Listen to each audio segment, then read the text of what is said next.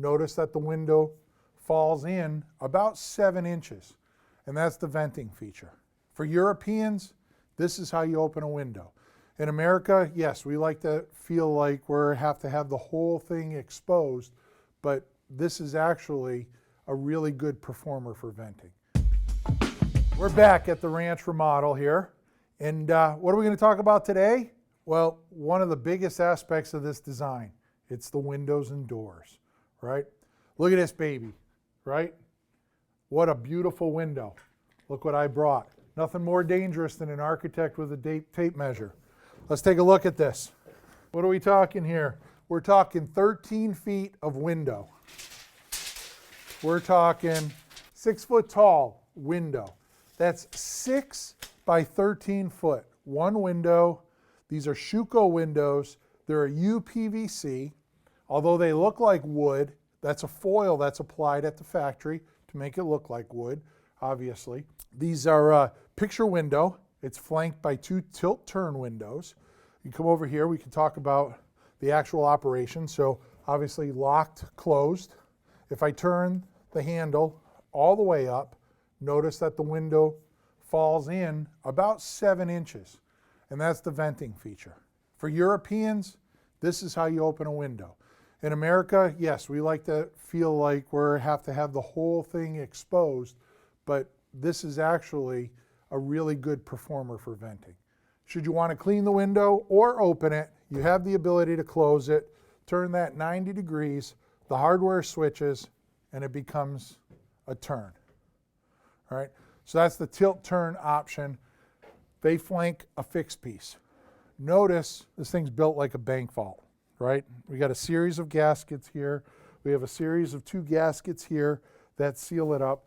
Notice that inside here, we have dedicated weep holes that should water make it past the first barrier of weather stripping. It actually gets captured by a secondary barrier and redirected out through a series of weep holes. And you can see those down inside the frame there, right? Notice the multi-point locking system, right? So the window doesn't just get locked in one place.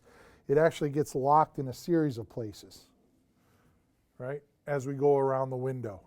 So when my skin's 86 degrees, anything colder than the temperature of my skin, I'm going to radiate heat to. And depending on how cold it is, I'm going to have to radiate a lot more heat to something colder than to something warmer, right? That's, all of you have probably been in a basement and said, wow, it's just really cold down here. It's a lot colder down here than it is outside. It's not colder downstairs in the basement. What you're actually feeling is, you're feeling the idea that you have become the radiator for the cold concrete walls, right? You're 86 degrees, concrete walls are 55 degrees.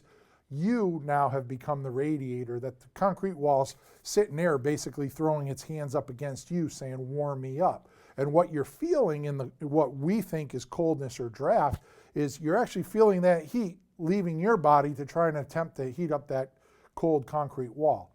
Well, the same conditions happen here, right? Mother Nature's rules don't change because this is glass and that's a concrete wall. Mother Nature's rules apply that if this is a cold surface and I'm a warm surface, heat moves from me to cold, right? 86 degrees, whatever the temperature of this is. If this was a double glazed piece of glass on, say, a day when it's 20 degrees outside, that piece of glass might be 40 degrees, 45 degrees, whatever the number. On a triple glazed piece of glass, that 45 degree glass now might come into being 55 degrees or 59 degrees, but it's a slightly warmer piece of glass. So what is that doing? From a comfort aspect, it means that I can put a couch here, sit in front of it, and I don't feel that cold draft on my neck. Why?